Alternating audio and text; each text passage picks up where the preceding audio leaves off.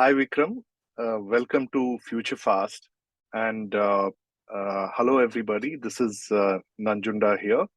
And I'm happy to bring you FutureFast with Vikram. So, Vikram R Singh, he's a seasoned entrepreneur, a speaker, and with a career spanning over 20 years. And he's been spearheading Antier, which is technology solutions company focused at Web3 and blockchain technologies. And we will hear more from Vikram about what is Antier about and what is his vision in taking Antier forward. And very quickly, what is FutureFast? FutureFast is a platform where we bring you leaders and thought leaders, entrepreneurs and policymakers and influencers to discuss what's in store for future and how can we cope and how each of these leaders are trying to cope up with the future that they foresee. And perhaps there is something for each of us to take away as how we can prepare for a future, and also perhaps even get us to think uh, what could be there in store for future. And this is not an attempt to scare, but clearly an attempt to prepare. Having said that, once again, welcome, Vikram. And uh, going straight into the conversation, can we have you talk about what got you to become an entrepreneur?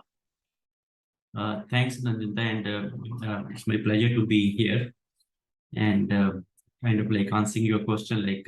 I would say it was more of kind of like an accidental startup than an ambitious startup, actually.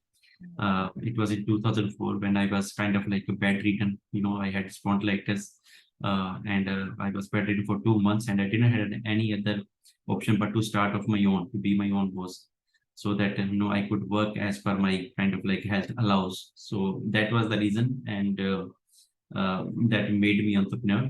And initially, it was just a kind of like a mean to fulfill my monthly needs or livelihood. But eventually, when I kind of like worked hard and learned like what is entrepreneurship, and then only I would say like the actual journey started, which I believe might be like in 2009 or maybe 11, something like in that period. So maybe a quick background to what was your background prior to becoming an entrepreneur, where you started from. Right. So, in terms of education, I've got a PG diploma in computer application from Kurukshetra University, and then I also went on to do, a diploma in journalism as well from Bharati Vidya Bhavan, somewhere around 2001, I would say. And prior to that, I kind of like started my journey from design studio. So I never went to a college, actually. It's, you can say, like as the luck would have it, actually I lost my father when very early on, when I was 12. But that also built in some sort of like resilience, like to take ownership of your own things, and kind of like start the journey and get into the the professional environment.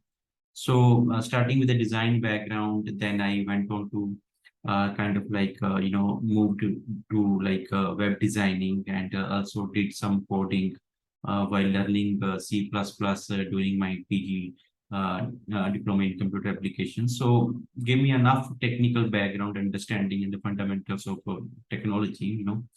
And also went on to do journalism then. So I usually kind of like tell myself that introduce myself as like a blend of three things: design, content, and like technology. So so it was in 2004 when kind of like started with the PMC. So that was more of like taking full control of kind of like any kind of periodical an organization would like to start off, right from the conception to any kind of like then designing, then printing, then dissemination. But printing was too tricky a business, which kind of like for any kind of like a one-man army. So that made me to kind of jump into the use my technical background and jump into like web designing field. And those were the days when we used to build web applications for customers across the globe and locally as well. But the actual start came in 2009 when kind of um, uh, starting with again with a 5 people team and only 40 to 45,000 rupees in my pocket. Just that was good enough to like survive only for 1 month, but it was the, I would say, the sheer hard work and the determination that which kept me moving. So we kind of like kept evolving ourselves because the we're starting with the design to the .NET applications to the mobile applications, then to the kind of like the lamp, mean, month stack, all this kind of stuff, technology. And a major milestone came into my life when we actually moved into our own infrastructure in 2017, which is where we are operating from now. And so that was the year when I started kind of like looking around that I need to create a focus on one niche technology, to give ourselves an identity so that we can be separate from the crowd. And I was looking around, and crypto was making a lot of noise. So I just went behind it. At that point of time, I didn't had any technical or any CTO, alongside, but just because of my own technical, forte. So I went behind that, what made, the best to innovate this digital currency. And as everyone knows that these efforts were going on from the end before the end of the last century, right? And the only problem the people were struggling with, the innovators were struggling with, was the how to stop the duplication of the money when it is in the form of digital. So three factor. One is the financial inclusion. It was very difficult for any banks to set up a branch in remotely. Second, it was very difficult to which is which like of late has been the same, sending money across the border. You get to ask so many questions. So, and the third, having ownership of your full money, right? So because of the the economic crisis which used to happen in the West, the people used to lose their hard-earned money, not because of their own something which they might have done wrong, but something the top layer of the banks like Lehman Brothers, fell just because of the wrong policies, the practices adopted by the senior management, right? So I was completely sold out on the vision, and so our belief was always in the technology, and we have always maintained, whether the Bitcoin or any cryptocurrency would make it to the government regulation, but one thing it will be able to achieve that. It will kind of like force the government across the globe to come up with their own CBDCs, and that was the the belief which we carried into while starting off our blockchain journey, right? Back in 5 to 6 years back, and we can Looks now. like you're getting there now.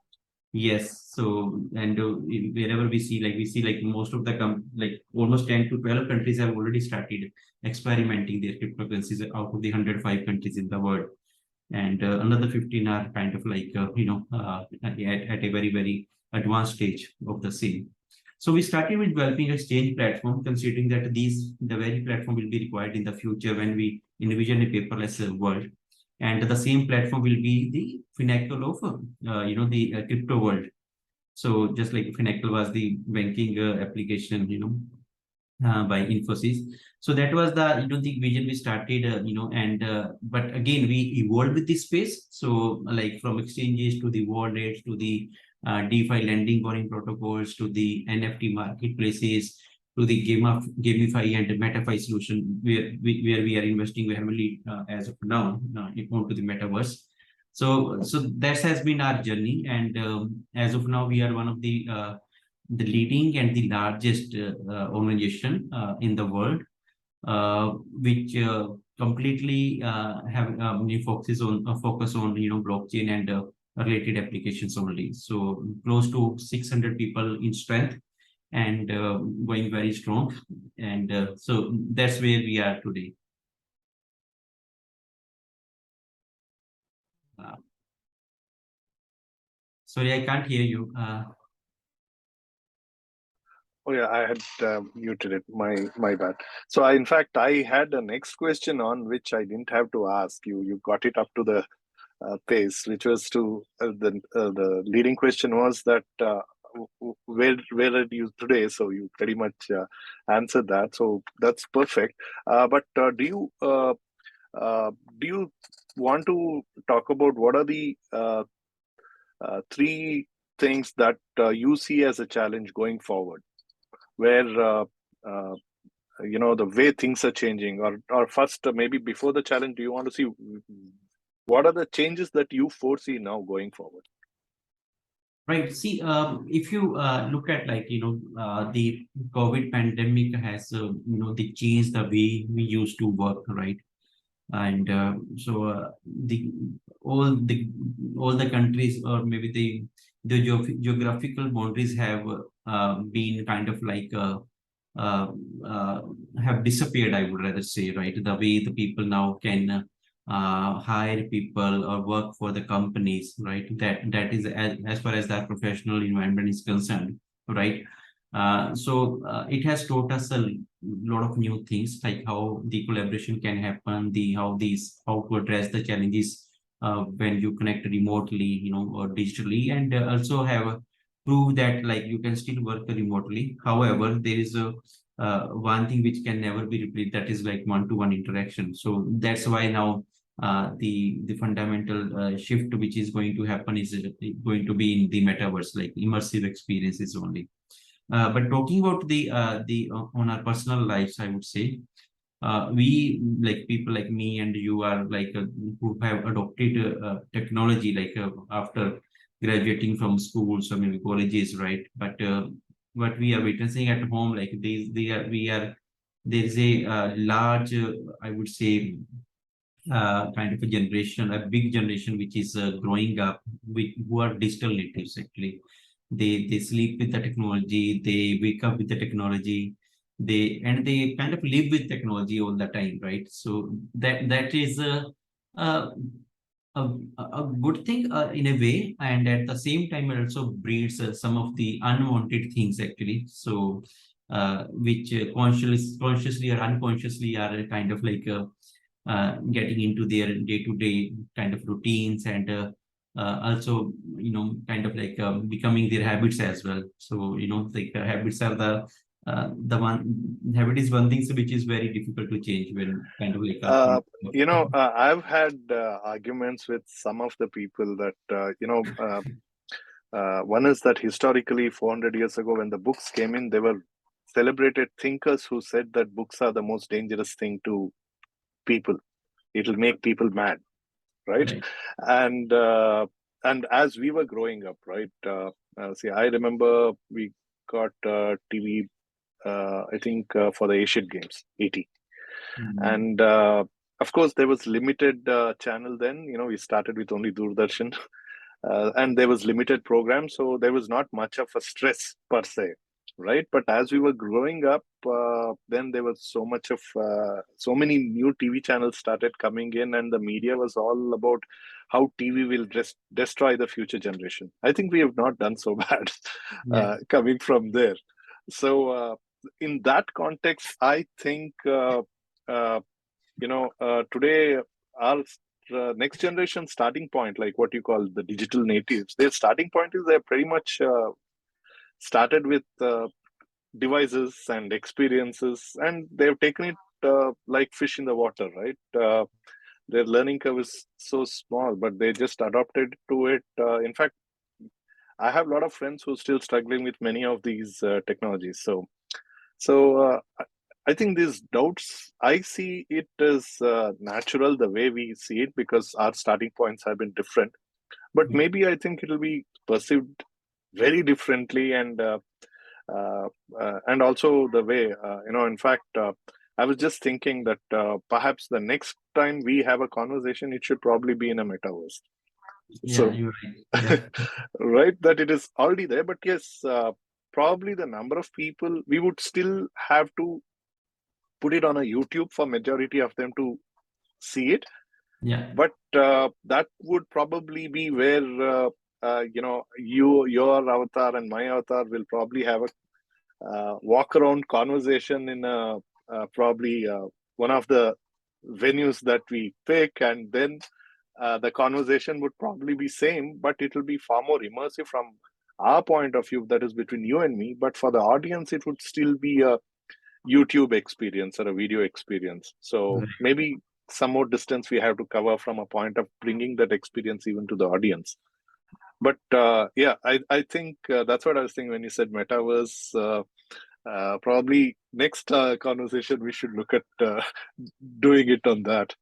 Yeah, and I also feel like it's a process actually. One innovation leads to another problem, and when you solve that problem, then you come up with a solution. Then that solution, when it's kind of like another 3 to 5 years, then that same solution start giving forth to new problems. So so that's how innovations keep happening.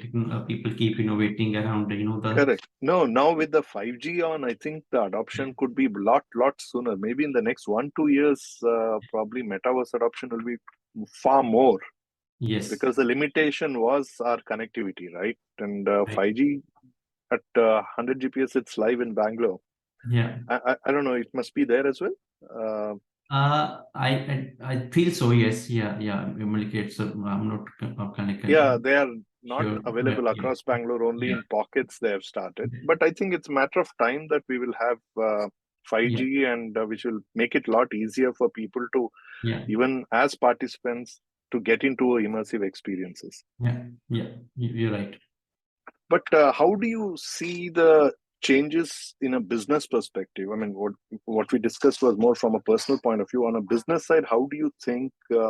What are the changes that you see uh, right now in the near future?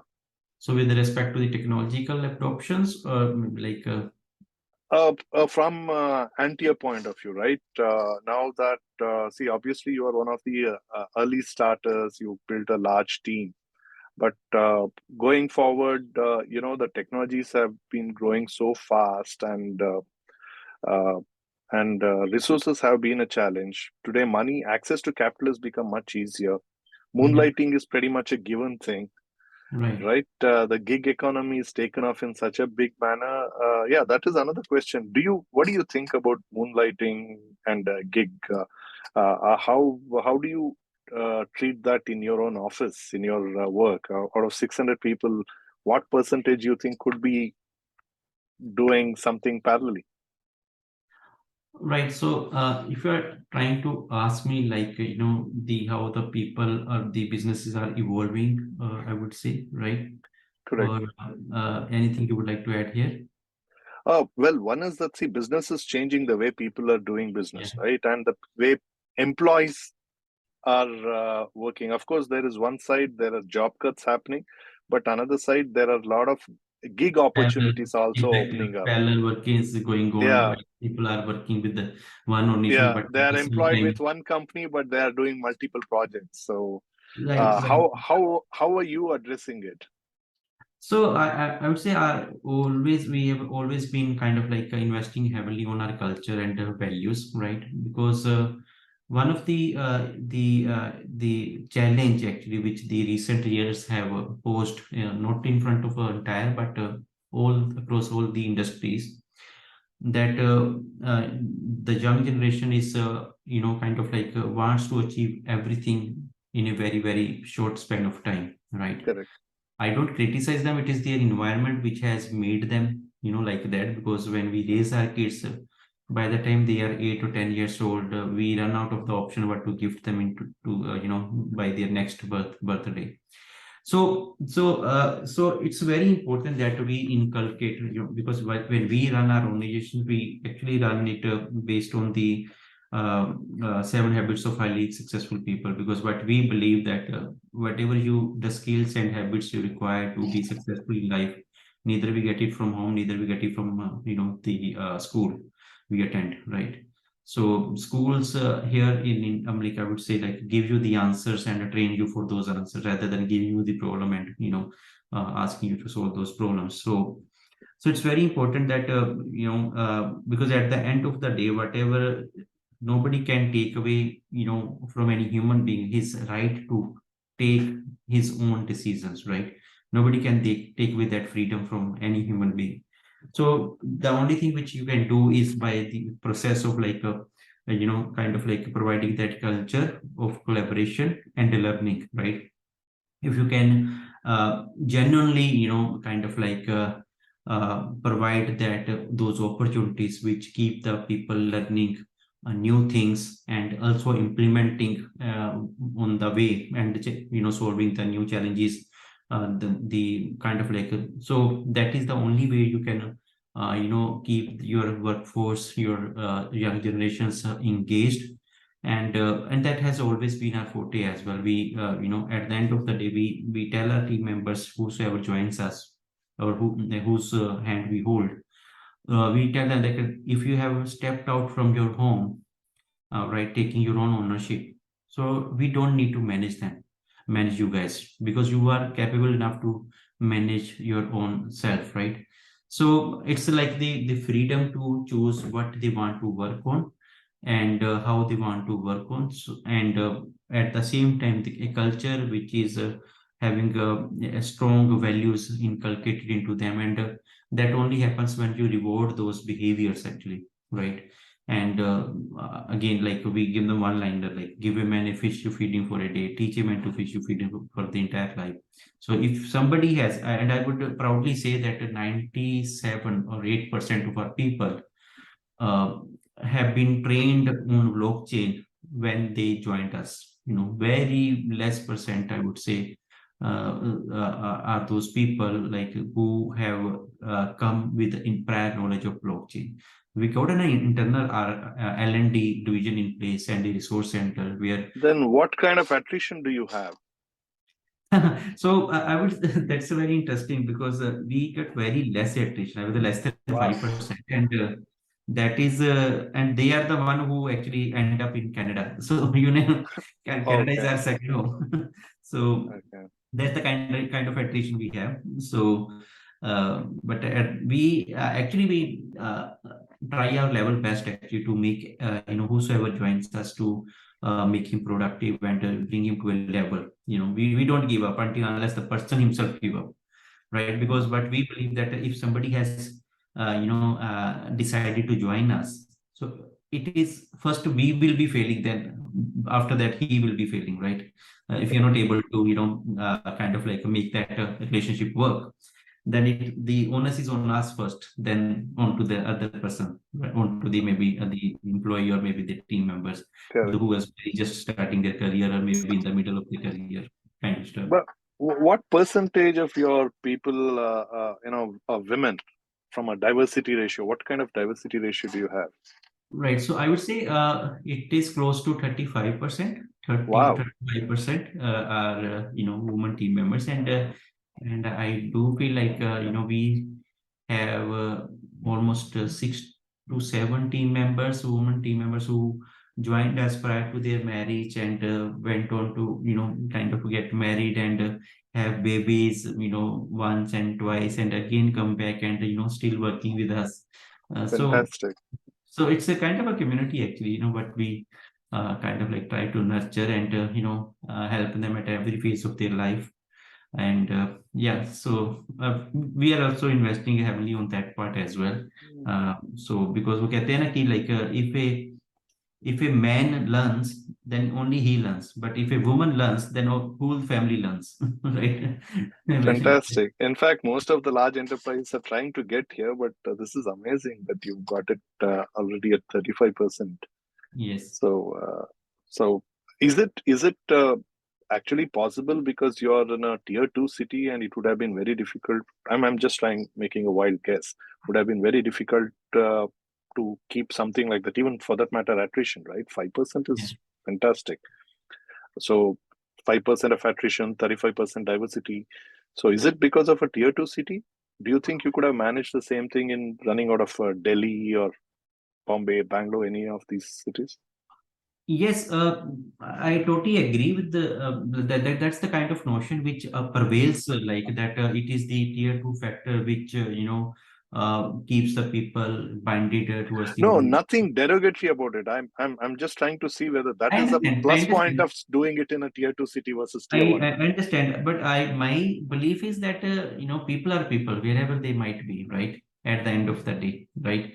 So if you are able to provide the kind of a culture, a good culture, right, anywhere in the world, tier one, even in the tier one as well, then that 5% can be 10 or 7% or 8%, but it cannot be like 30%, right?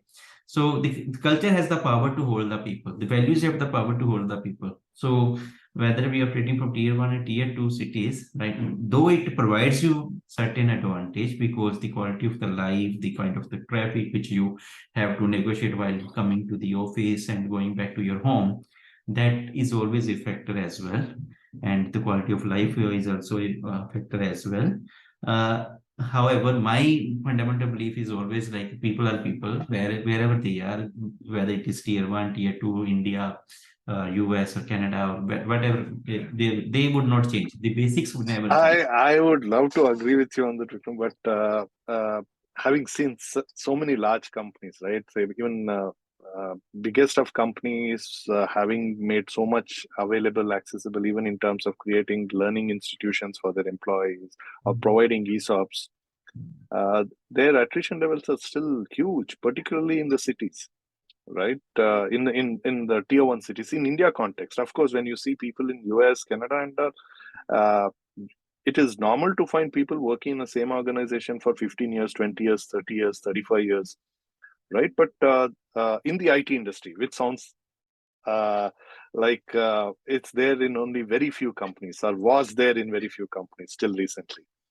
But I so that is where I see probably in India in the current context, I think tier two cities have this advantage because, post COVID, most people have moved back and working from Right. home because infrastructure has improved and cost of living is low in the tier two, while their earning is same as in the tier one.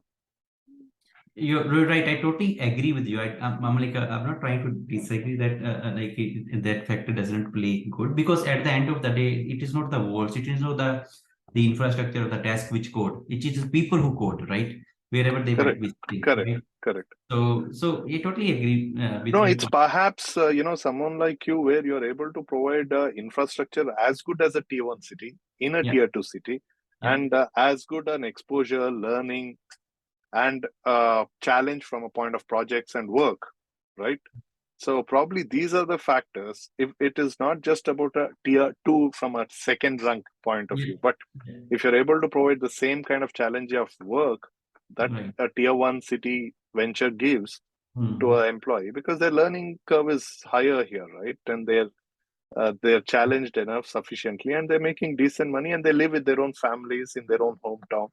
Exactly, So you put it. Yes, yes. Because why people leave tier two cities, like working in the the metros or maybe the Bangalore or maybe so that just because of the the financial factor, right? So they get paid good, but if you're able to pay them good while they being near to their home or in their home only, and at the same time giving them the opportunity to work on the latest technologies so that they don't lag behind the rest of the correct, world. So I think correct. these are the couple of factors which every fresh graduate will take into consideration while working for an organization. And just one thing I would like to add over here, like because at the end of the day, it's very important to help people find their own purpose in life, right? So when we are able to, although it's not a small thing I'm talking about, it's not an easy thing which comes to any organization or maybe the leaders are able to do that very easily. Uh, but it's very important, right? Especially like it's easier when people are 10 years or 15 years down the line they're in their career, right? If they have already spent 10, 15 years in their life, in their professional career, and it is even so, and it is a kind of gets a little I would say difficult or will be challenging when they just starting their career because we need to map their needs, what at what phase of their life they are, what they will be looking, what are their immediate goals, sort of hierarchy of needs. If you map that properly, I would say the organization can do better, in retaining their own team members and connecting them with the vision and mission of the company. No denial on that. I mean, but it's easy said than done, and it's Yes, kudos I to you totally that you. agree. Just curious, what percentage of people are you able to attract from tier one cities, right? Like say Delhi or any other cities to move to your city and work with you. So we have people working from Mumbai, coming from Mumbai, then Hyderabad, and then Assam and Odisha, and yeah. So there are like I would say like 5 to 8%. Yeah. So who are able to kind of like take that. Even the Gurgaon, Delhi NCR, although it is near, Correct, and correct. No, but uh, it's a big shift, right? Coming from yes, NCR to. yes. Okay, fantastic. So how do you go about it? I mean, how do you, what do you give them as a, is there a magic pill? What do you offer? Do you have to offer them more, or is it the same thing as what you offer here? Or what would be their motivation to move here? So I would say, like, their motivation is to work on the latest technological trends, actually, which as an Right, entire we are providing to the team member because um, just like inflation, it also happens with your credentials, right? So every 5 years, the technology is the skill set which is in demand today may not be relevant down the line 3 to 5 years, right? And the correct, same, like the technology is the skill set which were in demand 5 years before are not relevant today. correct. So the biggest motivation for the people is to work on the latest technologies, and second is the getting paid at par with what they get in the metros, right? And as an organization, we have to meet both the things, and we do that part. And there's no magic, I would say, band or magic pill, and that also kind of keep us motivated to keep innovating and kind of But like. also that demands you to be branding yourself across, or even within India, right? Not just about marketing or selling to your prospective customers, but Right. a branding exercise as an enterprise to attract good talent from across the country as well. Yes, yes, that's right. So that's like what we are now kind of like starting doing it more actively and and yeah, so you're right. So that also demands a lot of branding. And though as an organization we generally joke that in the last 5 or 6 years anybody would have asked Google who are the people working in blockchain. They know us whether they have hired us or no. So that's the kind of like strong presence, the brand we have built across the globe. But you rightly said, it kind of like demands a lot of branding effort. And recently we kind of like went on to hire the people from IIT and NITs, IIT Varanasi and NITs Kurukshetra, Jalandhar. And it was good to note that the people were aware about our brand, and they were very curious. And some of the candidates who were not able to kind of clear the test, they were willing to, come and join us as an intern, even for coming from the IIT. So that's the kind of like, the skill set, the technologies which we are working the kind of demand they have in the market, so. Oh, Vikram, one interesting thing happened. At least three people, or maybe around four people, two from Canada, one from US, and one from Europe had reached out to me recently. They were Okay. not Indians; they are native of those countries. They wanted to work, and Hmm. they were asking for a full-time job. Hmm. So I'm just curious, do you have any expats working with you? Do you hire? And these are technical resources, not mind you, not business resources. Right. Uh, they were So all blockchain technology resources. They wanted to work, and they wanted a full-time job. They were not looking for a part-time engagement, right? So right. So as of now, the bracket, the team members which falls into that kind of like a bracket are the one who comes under that attrition part. So the people who move to Canada and are able to play an IC role in a more constructive way, because at the so that's the kind of very limited criteria we have, very selective criteria, not limited but a very selective criteria we have to employ people across the globe, and however at the same time our belief has always been operating out of like a one single under one roof, right? Because it Oh, is a incidentally, two of them were willing to move to India also.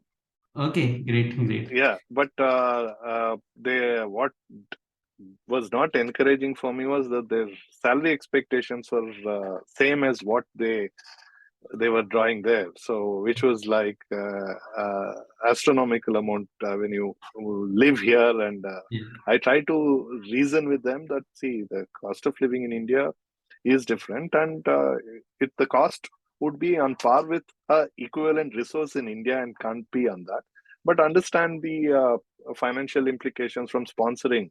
Mhm. But this is where things were different. So there are people who are open to move to India, more Yeah. from an experience point of view also. But yes, the other two were keen that they would stay out of there and work, but they were not business resources; they were purely technical. Mhm. Yeah. Got So it. probably, I think, yeah, that was another thing I wanted to check whether you already have such resources. So with this, where are you headed, Vikram? 2025 would technically be 3 years from now, right? 2.5 years from. So what is your near goal of 25 for Antier? Where do you see Antier in 2025? Great. Very good question. So if we look at back, at our kind of like a history, how we have, performed over the last, 10 to 15 years. And it's generally said like if an IT company is growing, doubling every 3 years, it's a good achievement. And if it is doubling every 2 years, it's a great achievement, right? And I would say if you look back last 4 years, from 100 to 600, so we have kind of like almost doubled every 2 years kind of stuff, right? And I foresee the same trend going on by 2025. I foresee myself if we grow kind of like maintain the same pace, we might cross 1500, but even on a conservative note, we may end up with the team size of 1200 or so, around 1200. And we do already have the infrastructure in place which we have invested recently, and so that kind of like planning is already in place. So in terms of resources, we see ourselves close to 1200 by 2025. So, what are the key things that you do to grow double, right? I mean, in 2 years, growing 100%. Uh, what is it that you do? I mean, this is uh, of course, market demand is one part of it, but how do you prepare a company to grow double? Great. Again, very good question. So I would say again, there is no secret source. At the end of the day, uh, business is not just like kind of like waging a war at the kind of like border, right? So and I take a lot of inspiration from this the art of war, Sun Tzu strategies, like know thyself and know thy enemy, right? So if you know where you are operating, and if your ears are close to your customers and how they are evolving, how their habits are changing, how their demands, how their kind of like requirements are changing, and at the same time if you are able to make your organization, I would say flexible enough that it can kind of like address to any significant change or maybe any change in the market happening in a very short span of time. For example, like building solution around a problem and commercializing them, that is the key to success, I would say. So we spend heavily on that part, although there is a no dearth of market report, research reports available to any organization. But at the end of the day, it is your gut feeling and your own, kind of like calculated risk, right? Because we take like 100 decision, but only 1%, 2%, gets to the, the to the target. So I would say like the most important part is like how we can kind of like keep ourselves kind of flexible enough, and at the same time, can look at the what is happening in the market and what kind of trends it may kind of like generate down the line 1 year or 2 years. No, but you're a single founder, right? I am a single founder, though I've been joined by my co-founder 5 years back, who's Shashi, right? So like because he has also played a big role. Though there is another, so we spend a lot of our time and energy, me and Shashi, onto the second and third layer of leadership as well. And Right. so I mean, there's a good team behind us. So, but yeah, we started like for the first, I would say 10 years was all like single founder kind of stuff. So, so how do you manage this? See, one side is that what is the customer needs? Which way is the customer demands are growing, right? And perhaps other side is that the technology is continuously evolving, changing, right? And Mm, new technologies are coming in. yeah, And so one is keep up with the customers, and many a times you need to be advising customers because the kind of blockchain is a technology where many a times we need to tell the customer, listen, this is yeah, what is more appropriate for you. yeah, yeah, So so that is one part of the bridging part, right? And then with the new technologies coming, uh, building skill within the organization, and also the with the growing demand, you need to be adding more resources, yeah, and also keep up because of the same demand. The demand is not exclusive to Antiel. Demand is for the yes, whole market.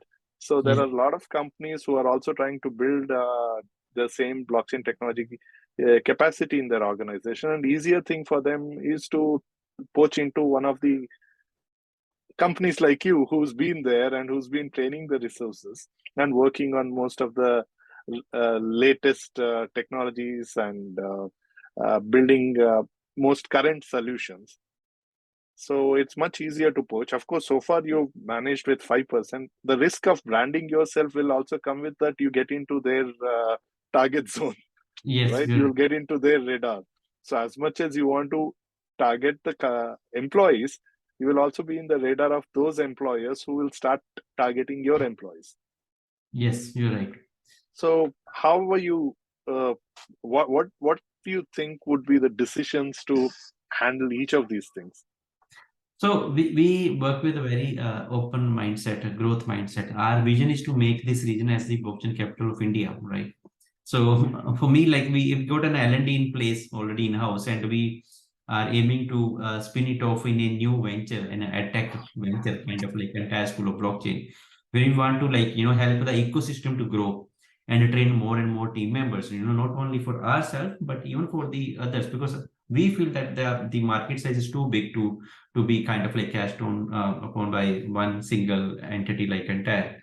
And because at the end of the day, again uh, there cannot be many leaders in one industry, right? So but at the same time, if you have to stay and keep that leadership position as well, the most important part is as to you have to keep have constantly investing onto your kind of like talent pool, right? So in a way, like we are open to help the ecosystem to grow, right? There's no competition of that, but I would say, and at the same time, we kind of like keep investing on our own, kind of like strategic direction, strategic goals, right? So that we can also stay at the top of in terms of how we what we are providing to the clients across the globe. Well, how do you manage from a board point of view? You know, having to manage so many different challenges, and see, thing is, all the leadership that you hire, each one will be looking.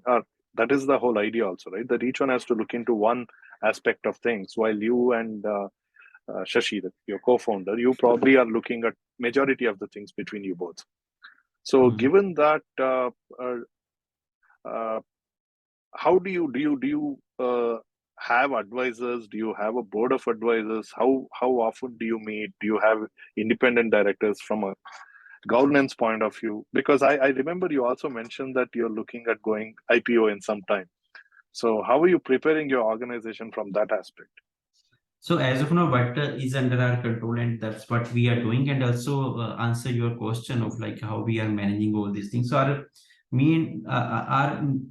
maximum focus and the maximum energies, goes into, I would say like time and energy goes into investing on the second and third layer of leadership, right? Because if you at the end of the day, war is won by generals, not by kind of like a Sainiks. So, and that is also true that it's also true that leaders are not born. Leaders are made through the process of I would say training, and kind of application of those the methods like which they would have acquired, because the general notion the general practice which most of the cultures have, and even like Indian culture also have, like the people who perform good, they are given the responsibility of run the complete department. So that is the general thumb rule which is followed. However, the same is not true when you have to identify or prepare the leaders who can actually can be the potential, I would say like can mature into the good leaders, right? You can have very good performer at your own nation, but it takes a guts, and grit, I would say, to it's a completely different, I would say, breed. Uh,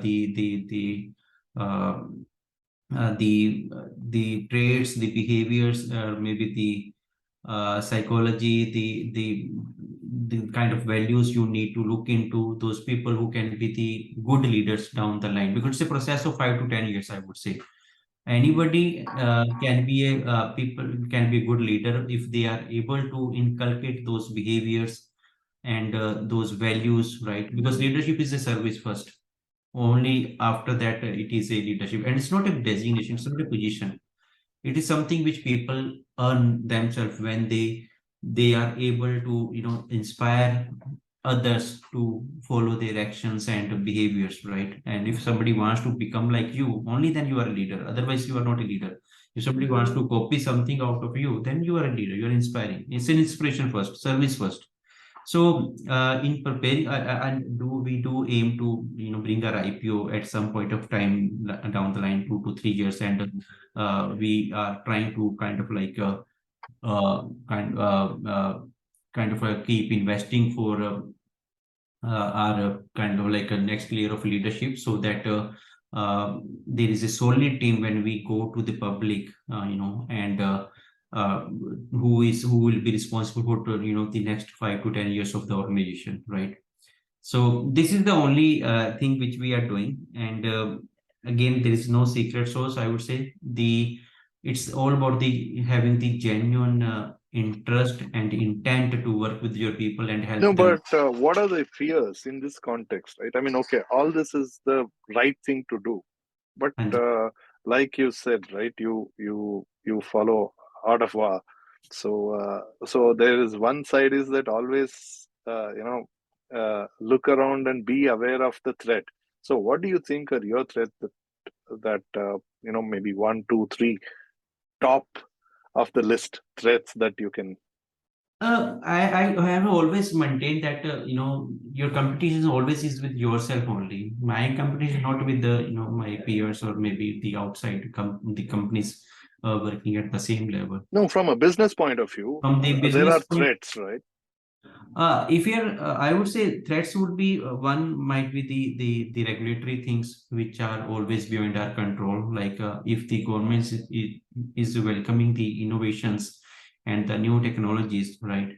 But That you are in the services solutioning space, so right. that is less of a threat because I guess if you get into product and you get into engaging consumers, that is possibly, but you are on the enterprise side, so perhaps there is a less of a threat. But of course, with the CBDC and governments becoming more open for these things, so compliance is clearly not your threat. Perhaps it was when you got started, but today it looks more open. So then I would add then, like the things which can hold us, reaching there, one is the analysis paralysis, the decisions, the time to take a particular decision, which is a challenge for every Right. organization, because you get into that loop of analysis and paralysis, and a decision which could be taken, like maybe overnight. It takes maybe months of time, right? So that is one thing, and we always try to make sure that let's take the decision first and then start working towards correcting it, even Is if there a thumb rule on making a decision? Because I think that is, in my opinion, I think what differentiates see, everybody has to decide, right? Even as an employee, as an entrepreneur. But what differentiates people is their ability to make the decision. right, you're right. So, is there any thumb rule for you making a decision? See, this I would say it's all about like your own ability to predict the second, third, and fourth level of consequences while you are making a decision. And again, it's again like climbing a So, mountain. just to hold you there, so it is one component is there is a need for element of procrastinating. That okay, this and this happens, and this happens, and this happens. Uh, so there is an element of procrastination necessary for decision making, right? I mean, can I Uh, interpret it that way? Uh, I I would say let's look at it from a very simple analogy. That's just like climbing a mountain. Actually, like if I'm at the crossroad of making a decision, right? Then the question, the fears which will be in my mind or any entrepreneur's mind will be the what if I do this way? What if I do this way? And if I do this way, what will be the next kind of like a set of challenges? So it's like climbing a mountain. You can't foresee all the the challenges on the way till the time But you yeah, take the first step. as a climber, first expectation is that you do an eye climb. You map visually which Yes, direction you're going. So you do some bit of eye climb, right? yeah, You map it, but when you're on the ground, the whole experience could be different. But at least to some extent, you're better prepared. yes, you're right again. So taking decision, like is 50% of the job done the moment you make a decision. If you procrastinate and keep spend most time, a lot of time on over it, you might lose the kind of like the relevance of taking that decision as well, down the line. So, in our opinion, I might be like, a very limited, thought process over here, but taking the decision is the most important thing, in a very, very less amount of time. And even if it is wrong, then you can always start, always work towards Be making it prepared to do a course correction in the course future. correction. Yes. Because vision is only 1%. 99% is always alignment, right? So you just need to keep those fundamental rules in play, kind of like apply those fundamental rules and then keep running, right? Uh, see, one thing I've seen among everybody, right, not just the common man, but even the biggest of the leaders tend to get into a loop, right? It is very evident that you tend to get into a pattern. So people Yeah. become predictable. Even the biggest of leaders, global leaders, become predictable. Yes. So, and very inadvertently, we get into a pattern of even decision making, reaction, action. Yes. So, how do you work on breaking your pattern? Do you try to observe that, okay, see now, like let's say that you said that every 2 years you're doubling. So, is that some kind of a pattern? Why double? Why not quadruple? Right? Because world is not linear. World is uh, exponential. So, Right. you did achieve double growth in the last few years. For the next 2 years, why should it be twice? It could be thrice or four times. So, how do you break out of this? I mean, do you actively plan and think about? Are you getting into any kind of a pattern or a loop? And do you work towards breaking it, break out of that loop or pattern? So I would answer this in two way actually. So two parts actually. Like why do you grow 2x or 3x? Maybe why not, kind of like 4x or 5x. One is this thing, and why not, I would say. So first thing is like, when if you grow 2x or 3x, we also need to the foresee the kind of like the challenges which will come along with it and ensure that your level of services, the level of the quality which needs to be delivered stays the same, because uh, every the complexity of the business, kind of like gets bigger and bigger. Absolutely.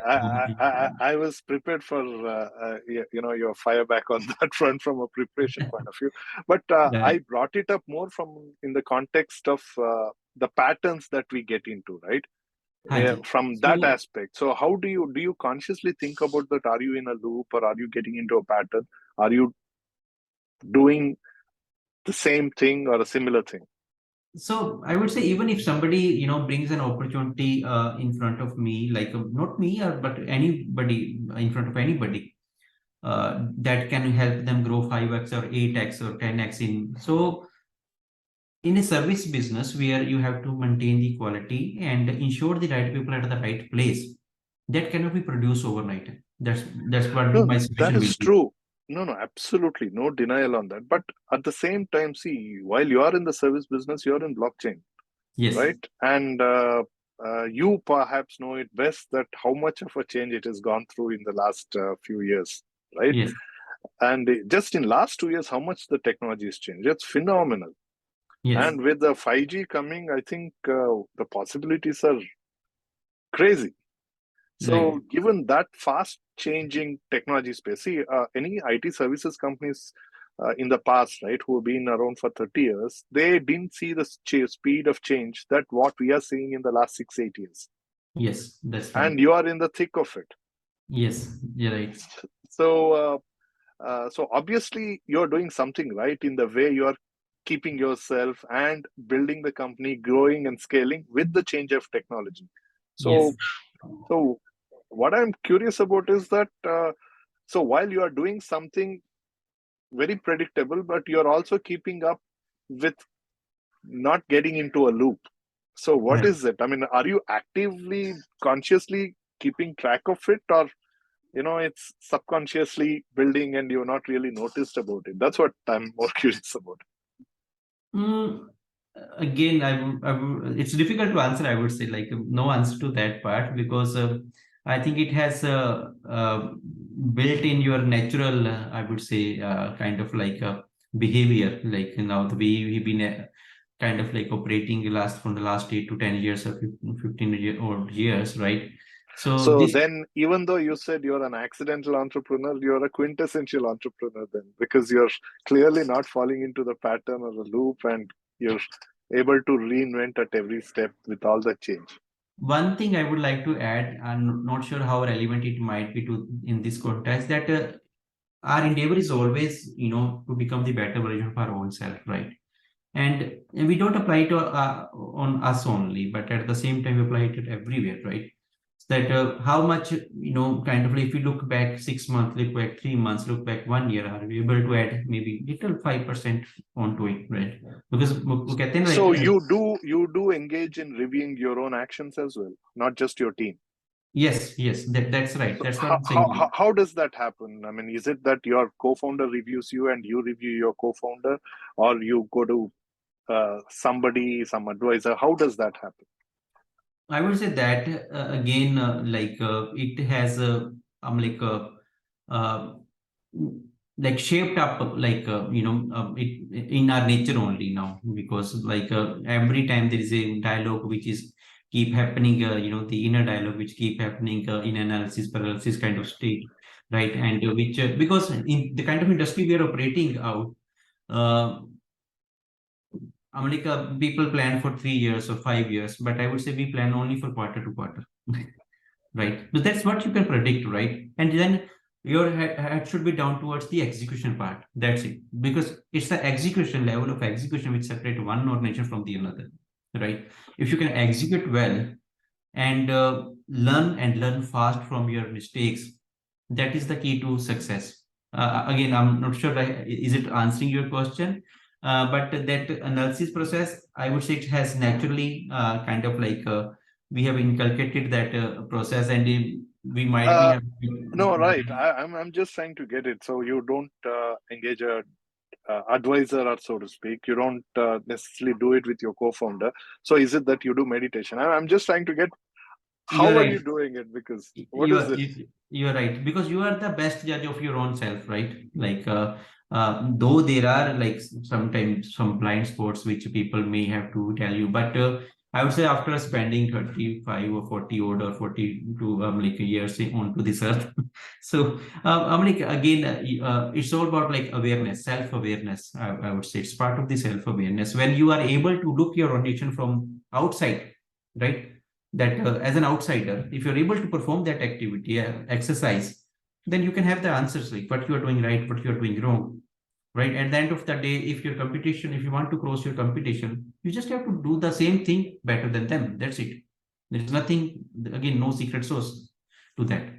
So, you having brought in that age aspect here. So, what is your personal goal, Vikram? I mean, So, see, again, like it's difficult to predict, but at the end of the line, like end of the day down the line, I would like to foresee myself, creating an impact in, a big impact in this region, right? So whether it is in the blockchain or maybe helping people moving from point A to point B, because monetary things are, that doesn't inspire me, that doesn't motivate me.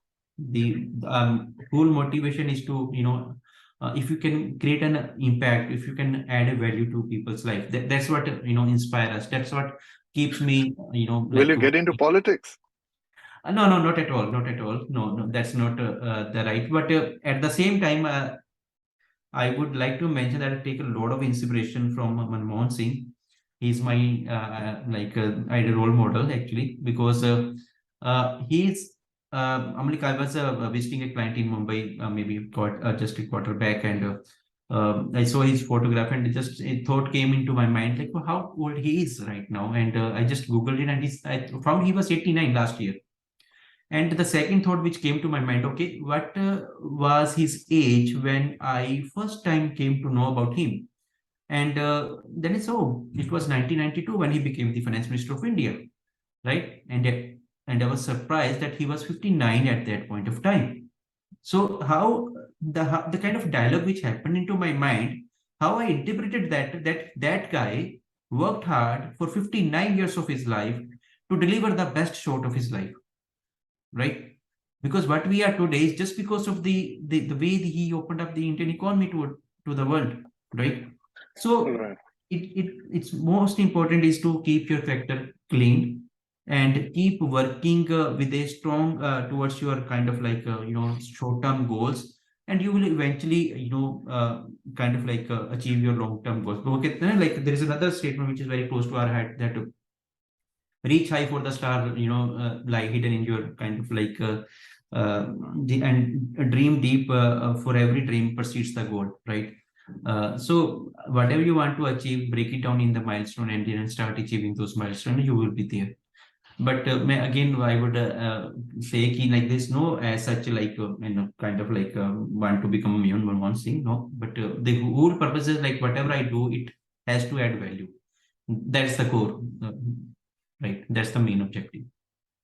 Well, Vikram, since we are also talking about it as a future fast, see, what are the things that you see that will be changing in the future? You decide. You want to talk about things that will change in 3 years, or 5 years, or 15 years, or 30 years. Yeah. What three things you think are going to be so significant that Mm. you want to be held accountable for? Because this is on record, and we will you will look back and say, oh shucks, I had said that then, and there is a record of it. Or, oh, I made a mistake, irrespective. But today, what do you think are those things that is going to be a significant change from the way we take it to be normal, usual? I would say that's a very big question actually, and I might not be like there to answer, but I can always, share my views. Again, I will in a very critical way, right? So, kind of see, if you, I can only talk about it like from the perspective of the kind of domain we are working in, like which is blockchain, right? And what I foresee in future is the because if you look back, actually your past performance, when we hire people, we say your past performance is like best predictor of your future behavior. At the same time, when I look back at the how the technology has evolved, first was the software and hardware has kind of like evolved, side by side, right? First there was software was invented, but hardwares were not ready to kind of like power those, provide that kind of power which was required, if you look back the last 20 years. And now at the crossroad, we are again now kind of like looking standing at the crossroad of like adoption of metaverse, which again is a hardware and speed dependent, right? So metaverse and blockchain will kind of like make a lot of impact in the future, right? Digital twins technologies, like the things which are kind of like the operations which are very dangerous, or maybe I would say like challenging in natures. They will those trainings, those operation will shift, like a lot of technology will be used in imparting the education, through the metaverse. We are also envisioning something onto the metaverse where we plan to create a village, a blockchain village onto metaverse, right? So if you talk about the blockchain, with respect to blockchain, so a lot of smart devices, smart agents will start taking up the things which the people are doing right now. So again, the independently operatable devices, right? So which where you can just deploy a smart contract, and that smart contract can kind of like keep working, whether it's like managing the complete building, a manless operation, right? uh, then obviously what we see in the movies, like you have a aerial traffic, like aerial transportation starting in the form of drones and all those kind of stuff. But again, I would rather not try to be too kind of like uh, bullish on that part. It will evolve as and when these hardwares will keep completing hardware innovations. The evolution will complementing the software evolution. But how long do you think we'll have to struggle with this device dependency from a metaverse point of view? Because that's the biggest limitation, right, today. So though now we have 5G, but we will still be having to wear those gears and Yeah. get into it. So that will still restrict the way we can use it to indoors within the controlled ecosystem. Yeah. So in my opinion, I still like 5 to 10 years of a journey, right? 5 to 10 years, okay. Exactly, minimum, I would say, because even if you look back the blockchain, it is blockchain is there like from the last maybe 15 odd years, right? And but there are still challenges in bringing the multiple parties onto under one kind of like umbrella. So that challenge is still prevailing. So we still have to foresee the like witness the full adoption of blockchain in every walk of our life, right? And so I would say like minimum 5 to 10 years is when this although it is happening very fast, the new devices, the smart and the VR devices, like virtual devices, these headsets are coming up very fast. A lot of companies are investing on them, but at the same time your market has to be ready, the consumer needs to be ready to adopt that No, innovation. but one COVID changed everything from a digital currency adoption in India, right? Yes. So it suddenly got 60-70% of the people using. In Bangalore, pretty much anywhere you go, you can leave your wallet behind. Just your phone is sufficient to do anything, even on the street side to the biggest of the store to the places. So I would say, yeah, I do we agree that. need an event like that to happen for I think change? that again has, in my opinion, has kind of like we have started looking at that like witnessing that pattern, right? Because if you look back 5 years back before COVID, the demonetization, I think, which year it was? So 98, 2013, 98, demonetization. to No, 2008, 2018, the 18, demonetization, right, 18 it right. was, right? 18 So November. okay, I believe it's little earlier, but anyhow. So what the impact it created, that it brought everyone onto the Paytm, right? So that's the Right. kind of disruption we saw when the monetization happened. And when this COVID happened, we saw that everyone like started using Zoom, right? It was 2016. Yeah, I just Yes, googled. that's what I'm saying, like 16 somewhere. Yeah. So demonetization, kind of like impacted adoption of digital money, digital payments, and this COVID. No, it triggered the adoption, but COVID made it possible. Exactly. I So there totally is a agree. trigger, but Yeah. adoption takes the next phase. So do you Yes. think we need an event like a demonetization or something, or a natural evolution itself will lead us to, but it would still take 5, 10 years, you think? Yeah, it will be, I would say, natural revolution. Whatever we are doing, it's always the product of like second, third, fourth level of consequences, right? So which we cannot envision, right? So who has envisioned this fall of the biggest exchange in the world, like the FTX? So I'm like these kind of stuff, will keep happening. Oh, that is a human greed, right? I think that so will be there as long as humanity is around. I totally agree. That will be always be there. Yes. See, you have been championing DeFi, working with a lot of companies in building solutions for them on DeFi. See, I'm of the opinion that DeFi, from a point of being a decentralized finance, right, has been biggest limiting factor for large enterprises and public institutions and government agencies to adopt because of the very aspect of decentralization. So that is where I think, I mean, I shared that blog of mine with you as well, where I think opportunity for us, people in the blockchain technology space, is to approach it from distributed, the core of blockchain, DLT, right? And perhaps leave out the decentralization aspect of it, decentralization framework of it. The adoption would be a lot faster in the enterprise as well as government and public institutions.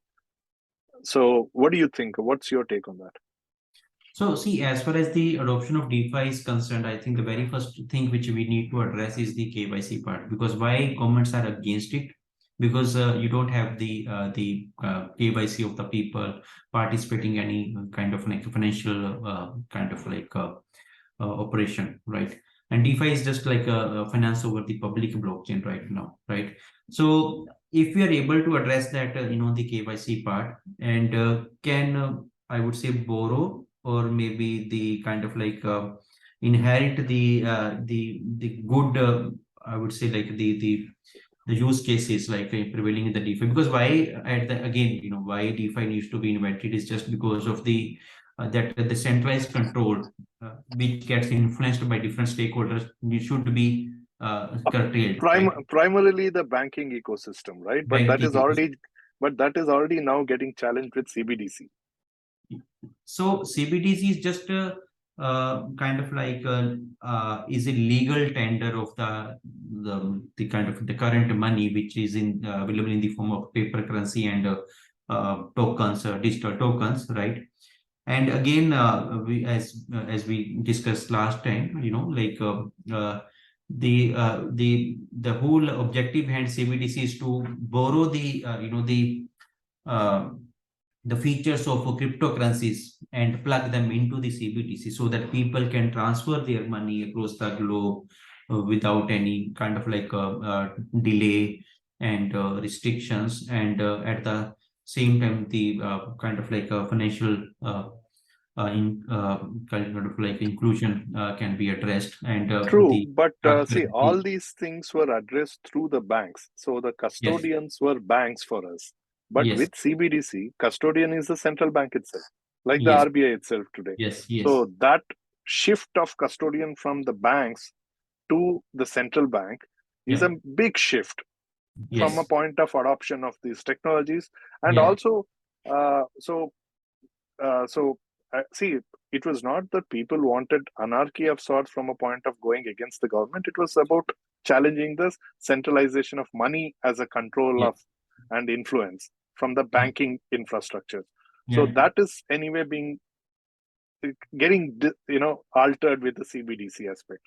But right. how do you see that if we start? I mean, we as in practitioners in the blockchain technology space start proposing to leave out the decentralization of from decentralized framework Mhm. and start working with government agencies like how the CBDCs, right? CBDCs are all primarily employing DLT in a Mhm. private chain. So Right. So essentially, that is leaving out this decentralization for decentralized framework and adopt the DLT framework, so a distributed framework. Right. So that is my question in terms of. So do you agree that we will see a faster adoption if we leave out DeFi and move towards a distributed model versus a decentralized model? Uh, to some extent, I agree with you. The bottom line is like, at the end of the day, we can't challenge the state's authority to kind of like control these things, right? Because you need, kind of like the watchdog of the kind of like society as well, like as a kind of like the money is managed well so that it doesn't land into the hands of, the anti-social elements, right? So I think the whole attempt, the whole intent should be actually to build those features into our financial system, into our banking system, uh, wherein we can, shift that trust, to the machines, right? For example, very simple example, like who decide the interest rate? If if we can find a mechanism where we can, create a smart contract and, kind of like plug in all the data, although it's very ambitious, but I'm not saying it's very easy, and where machine can decide that what will be the right interest rate, for a Right. consumer. So those are the things which needs to be addressed, in a kind of like I would say, in a gradual, like gradually, right? In a those small steps which needs to be taken, right, rather than kind of like envisioning everything on the decentralized. And I agree with your point, like even if you leave out the decentralized part, we just to bring in those components which can be effective, like maybe useful for the end customer. Even then, we will can see the adoption of these things happening faster enough, I would say. Fantastic. So, Vikram, as we get to the last question, I would like you to share, maybe recommend, right, Mhm. some book or podcast or or uh, or a film, whatever you think would be most inspiring. Uh, one, I still consume a lot of content. My reading is stopped or reduced significantly because I moved to audiobooks, and so audiobooks and podcasts take away a lot of it. So if you could recommend something, Mhm. what is it that you listen to or read? Okay, so there are four categories of books, I would say. Like one is, your personal improvements, right? And then is your business related books, and then you have kind of like inspirations, like autobiographies, right? And then you have, the fictions, right? I never read fictions actually, like somehow. So I would say it depends, like at what stage of life you are. Like if you are starting of your career, then I would say the self-help books needs to be your first kind of like a target. And like the Any basic. one book, first, at least one book that top of your mind? For self-help, I would say 365 Days Discipline, Martin Mellows, which is Okay. very near to, which I like the most, which is mostly for the youngsters, because the very first paragraph, the very first chapter says, the life is easy when you live it hard way, and life is hard when you live it easy way. So that is one. And go and take all of his books. He has written on success, he's written on grit, he's written on how to relax, all these Martin Mellows. Mellows or Meadows, right? I'm not sure, like, but you can find that. And if you are an entrepreneur, I would say, or maybe if you are more on the management side, I would say, uh, at what stage I am in my life, like on the learning, because it's again a journey. Actually, you learn something, then you go to the next step. You learn that thing, you go to the next step. There's one book which is called Three Laws of Performance, very good one, which is more of like about understanding how people behave, how people react, what make them, how the things come across to them. And then if you are kind of like at the same time, I would say leadership, again, the leadership more of a dialogue, a culture. uh, then assertiveness is something which I feel the rarest, like the least thing which we can found, in many people. So there are four types of people in the world. Like generally, there are two school of thoughts. One is like aggressive, passive aggressive, and assertive. Right. We generally fall into passive aggressive kind of category. There are people who are aggressive as well, like who don't listen. Listening is a very big problem in our society, in most of the societies, I would say. So you can find a lot of answers, like if you can start reading around assertiveness. I don't recall any one good book, but there are many in the market. And I have personally gone through 4 or 5 around that topic. But maybe even you just to take assertiveness, that is something which you can, because that means like a win for you and win for me in any kind of dialogue, right? So that I would recommend to the audience, to the entrepreneurs, to the kind of the people who are at the kind of starting point of their career. Excellent. And from a habit point of view, anything you want to? Atomic Habit is the good one, I would say. Okay. Atomic Habit is very good one to read. Fantastic. Vikram, thank you so much. This was, I didn't realize that we actually spent close to 90 minutes. Yeah. So wonderful. And is there anything you want to say as a closing remark before we say bye? I think we already covered Or something I didn't ask. I mean, you wish I had asked. I guess like you were kind of like have like a very deep. You have asked very deep questions actually, so already like discussed. But as far as the future is concerned, I would say like this. Your mission is all about FutureFast, I would say. Though we already covered that part, the idea should always be to kind of become the better version of yourself, and everything works on the cause and effect basis, right? What is causing something is the effect of the will affect in the future, right? So understand the trends. What we are, if we are able to kind of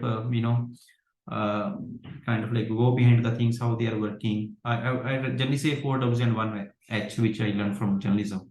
What, when, where, how,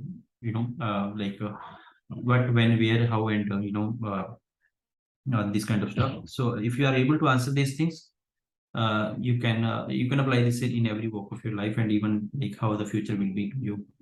Any chance of seeing a product in with journalism and blockchain from you?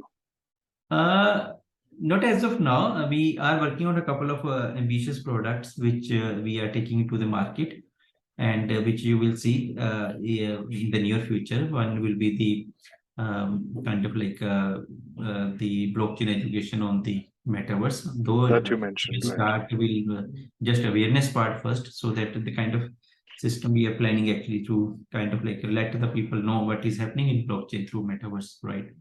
So that's one thing which we are contemplating, Okay, wonderful. Well, Vikram, thank you so much once again, and we are at the beginning of 23. Wish you a great year ahead, and we'll circle back to talk about probably your new products and maybe uh, uh, uh, check how fast is the future changing from the point that today we are closing this with. Sure. Thanks for having me here, and it was pleasure talking to you and sharing all the thoughts and the kind of like the topics. But yeah, thank you very much. Pleasure, Vikram. Thank you. Thank you. Take care. Bye. Bye-bye. Bye. Bye.